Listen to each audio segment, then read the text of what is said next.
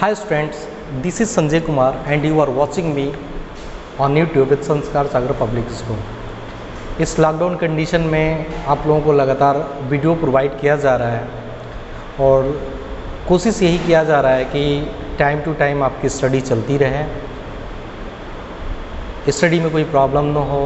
और बार बार ये भी कहा जा रहा है कि if you are facing any kind of difficulties at any cost you have to share your difficulties, we will try to our level best to resolve it. Okay, तो आपका प्रयास रहेगा कि आप अधिक से अधिक पढ़ें, अधिक से अधिक जानें और अधिक से अधिक सीखें, जिससे क्या होगा कि इस लॉकडाउन कंडीशन में जो हमारी ऑनलाइन क्लासेस चल रही हैं आपके लिए हेल्पफुल हो।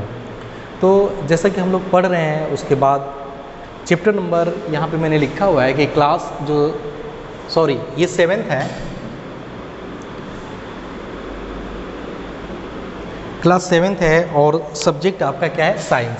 साइंस में जो न्यूट्रिशन इन एनिमल्स, मैंने आपको बताया था कि न्यूट्रिशन इन प्लांट्स, जिसके एक्सरसाइज भी शायद हुए होंगे, अगर नहीं हुए हैं तो मेरे ख्याल से हुए हैं, आप लोगों ने फ़ोटो क्लिक करके भेजा है। अगर बाय द वे किसी का मिस्टेक हो गया है, किसी का नहीं कंप्लीट हुआ है, तो आप लोग करके मुझे भेजिएगा, अपलोड कीजिएगा, मैं उसे चेक करने की कोशिश करूँगा। ठीक है, तो आज मैं एक्सरसाइज ही लेकर के आया हूँ कि चैप्टर नंबर 2 की जो एक्सरसाइज है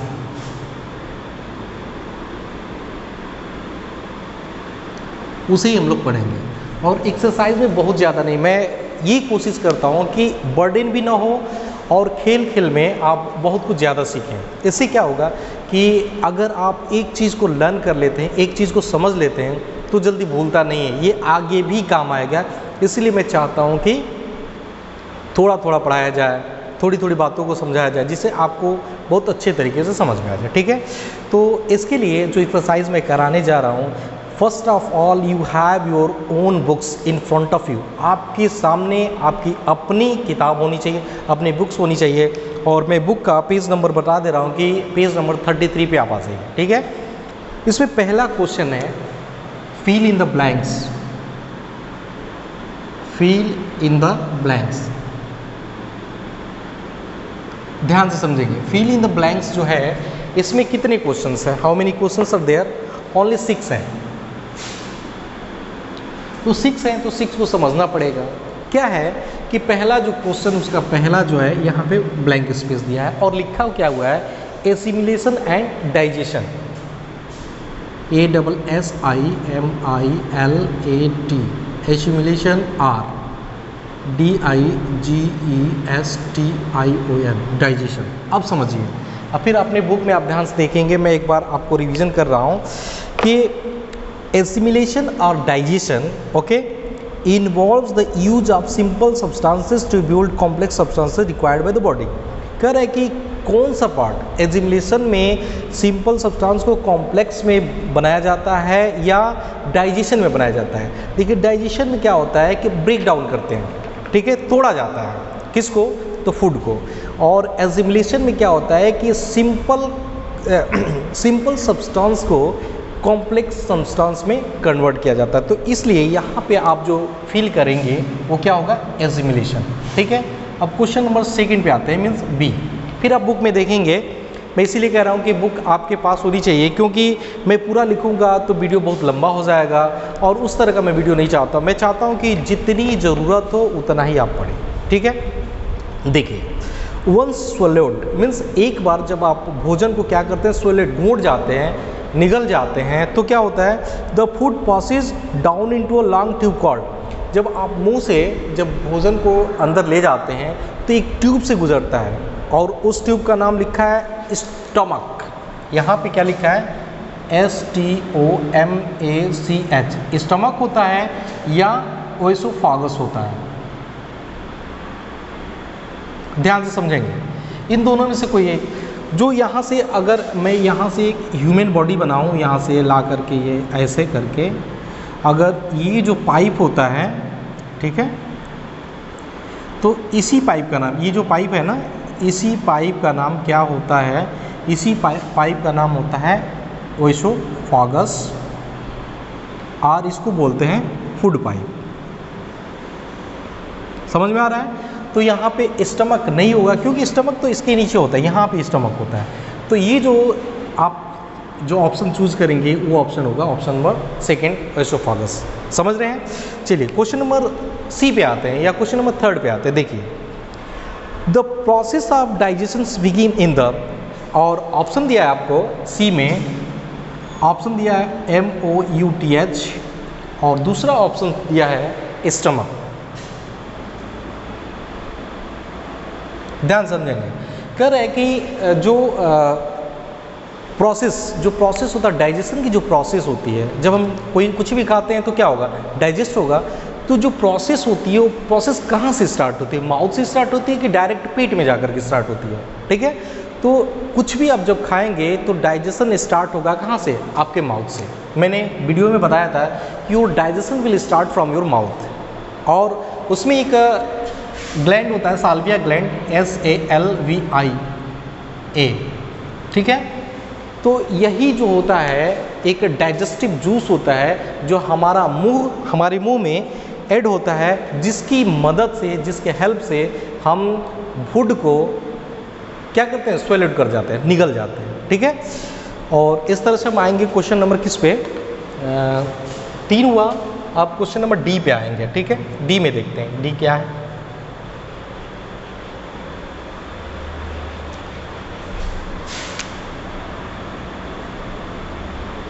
देखिए डी, ध्यान से देखेंगे, the liver secretes the bile pancreatic juice. अब इसमें देखिए एक लिखा है बाइल, ठीक है, दूसरा लिखा है पैनक्रियाटिक, ये 2 ऑप्शन दिया है।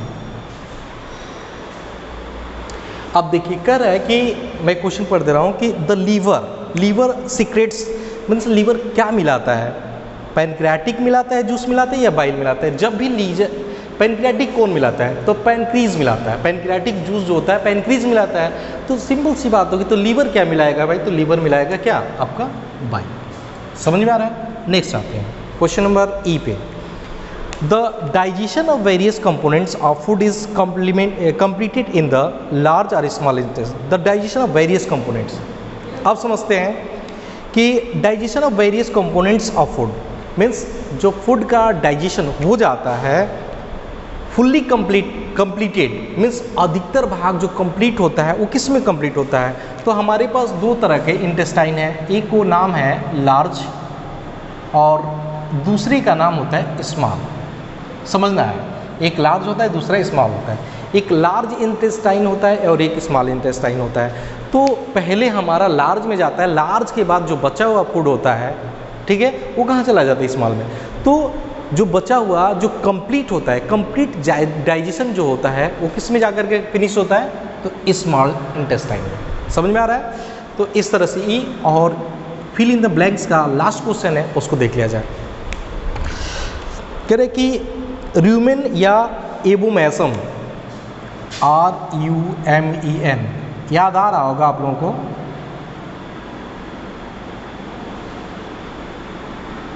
ये 2 हैं।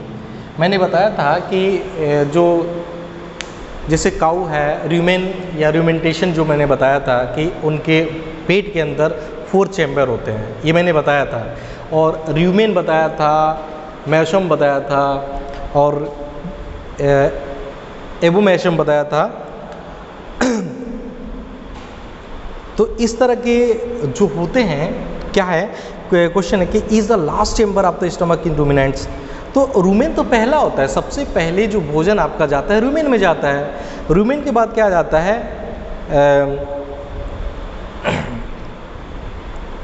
रूमेन के बाद जाता है, मैं बता दूं, रूमेन के बाद जो होता है रेटिकुलम में जाता है, रेटिकुलम के बाद ओमेशम में जाता है, और ओमेशम के बाद एबोमेशम में जाता है। ठीक है, तो जो पहला, इसमें 2 ऑप्शन है कि रूमेन दिया है, एबोमेशम दिया है, और कह रहा है कि इज़ द लास्ट चैम्बर। इसमें से कौन सा लास्ट चैम्बर है? तो आपको पता है कि रूमेन फर्स्ट चैम्बर होता है, तो ये तो होगा नहीं, तो कौन सा चैम्बर होगा, कौन सा लास्ट होगा, तो ये आपका होगा। तो इस तरह से फिल इन द ब्लैंक। मैं आशा कर रहा हूँ कि ये जो फिल इन द ब्लैंक्स है ये आपको बहुत अच्छे से समझ में आएगा। फिर मैं रिपीट कर दे रहा हूँ, रिवाइज कर दे रहा हूँ कि First, fill in the blanks. Assimilation involves the use of simpler substances to build complex substances required by the body. Okay. Second, once swallowed, the food passes down into a long tube called the esophagus. Question number third, the process of digestion begins in the mouth.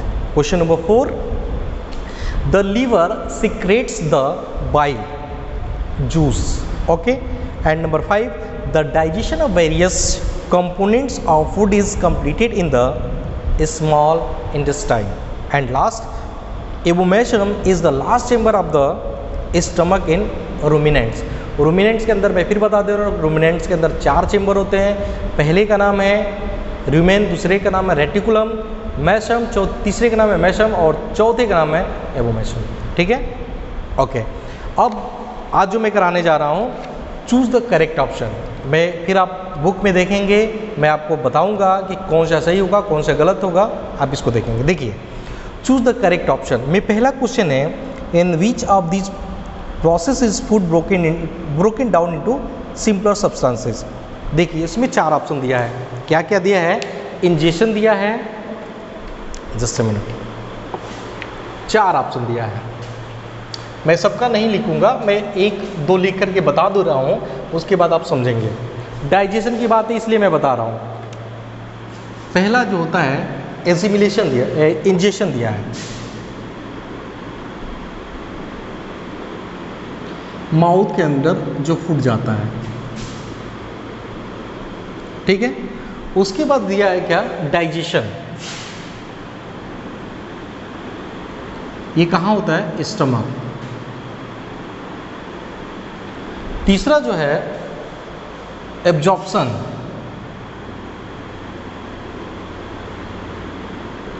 और चौथा जो है assimilation.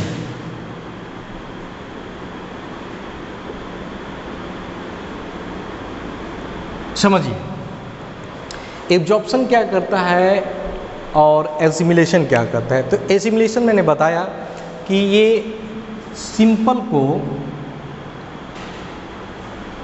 Simple substance को complex में convert करता है,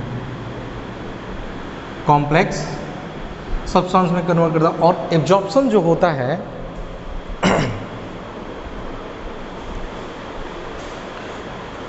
ये soluble substances को ऐड करता है, सॉल्युबल जूस को मान लीजिए JUIC, जूस ऐड करता है।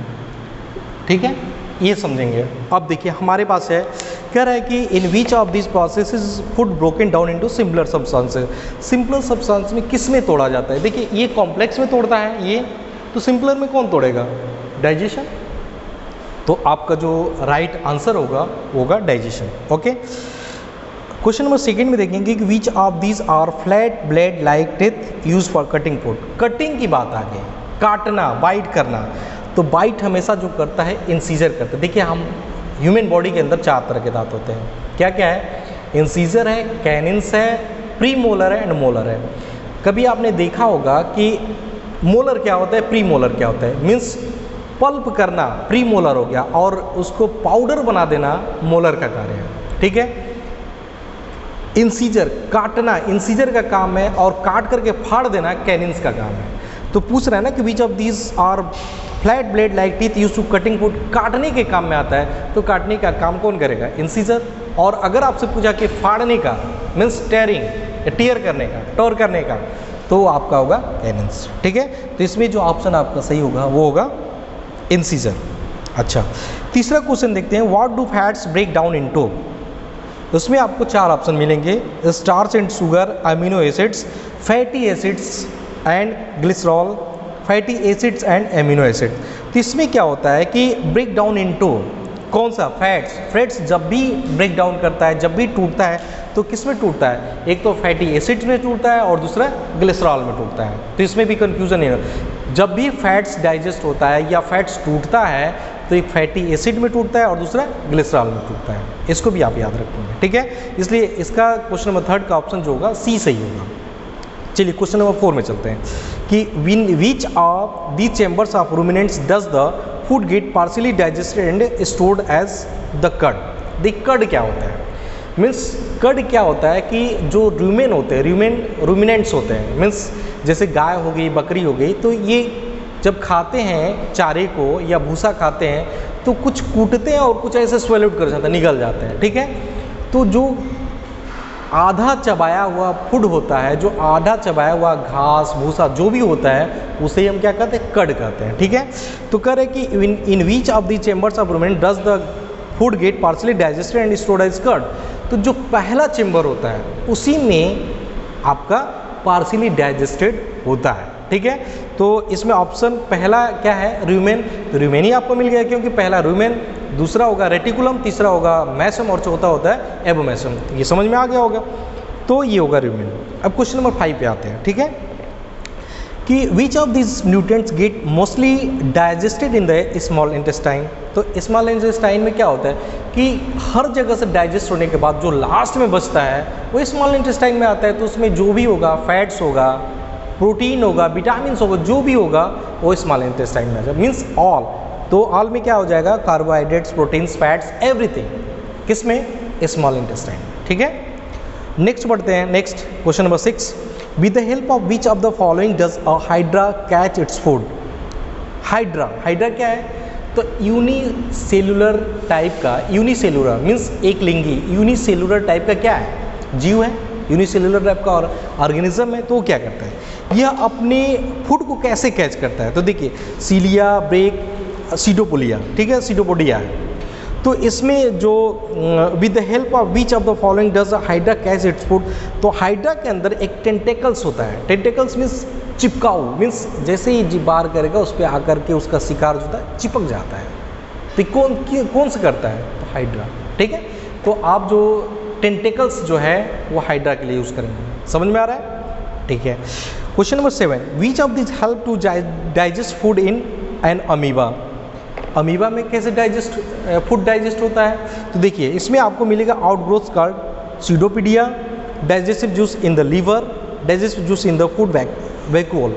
तो इसमें लीवर से कोई मतलब नहीं, इसमें जब भी बात आती है, मैंने लास्ट डे जो पढ़ाया था वैक्यूल करके पढ़ाया था, ठीक है। तो digestive juices in the food vacuole, इसको आप याद रखेंगे। And question number 8, which of this primarily helps in the digestion of fats in human beings. Human beings में आप देखें कि माउथ से ही डाइजेशन स्टार्ट होता है और माउथ से एक जूस साइड होता है जो फूड को स्वेलो निगलने में आसानी मिलती है, और वो क्या है, तो वो है सालिवा। क्या है, सालिवा, SALIVA। और ऑप्शन नंबर इस तरह से ऑप्शन नंबर बी सही रहेगा। चलिए क्वेश्चन नंबर 9 पे आते हैं। 9 में क्या है देख लेते हैं कि which of these acts as energy, resolves and are stored for later use. ये क्वेश्चन आप सर्च करेंगे, ढूंढेंगे, ठीक है। एक और मैं क्वेश्चन पढ़ूंगा, उसको भी आप ढूंढेंगे, और नहीं आता है तो आप मुझे कमेंट करके बताएंगे। अगर आपको आंसर आ जाता है तो फिर भी मुझे बताएंगे, ठीक है, ठीक है। और क्वेश्चन में इस तरह से लास्ट में आ रहा हूँ कि 10, विच of this is not a chamber of the stomach of ruminants. Ruminants में कौन सा चेंबर नहीं होता है, आपको पता होगा, एबोमेसम एंड ओमेसम है, रूमेन रेटिकुलम है, लीवर एंड पैनक्रीज है, नन ऑफ दिस है। तो इसमें मैं बार बार इसी का रूमिनेंट्स का ही नाम ले रहा था कि 4 ही चेंबर होते हैं, तो क्या नहीं पाया जाता है वही आपको बताना है, ठीक है। अब मैं आपको होमवर्क के लिए दे दे रहा हूँ कि very short answer type question है, आपको दो एग्जाम्पल देना है। क्या क्या, organism made by a single cell, जिसको ऑर्गेनिज्म सिंगल सेल से बना हुआ है उसका एग्जाम्पल देना है। Outgrowths that help unicellular animals to catch food, जो फूड को कैच करते हैं उसका नाम बताना है। Digestive juice and that aid in digestion क्या है उसकी 2 बताना है। ग्लैंड्स ऑफ डाइजेस्टिव सिस्टम उसको भी बताना है। बस इतना करके आइएगा। नेक्स्ट वीडियो में मैं आपको दिखाऊंगा शॉर्ट आंसर टाइप क्वेश्चन कैसे सॉल्व करेंगे, लॉन्ग आंसर टाइप क्वेश्चन कैसे सॉल्व करेंगे। बट आप ट्राई कीजिएगा, अगर आप कर सकते हैं it should be better and it will be helpful for you and me also. तो first of all you will try to solve it, and if you are facing the problem please send your questions, sir this questions I am unable to complete it, I will try to resolve it. Okay, thank you.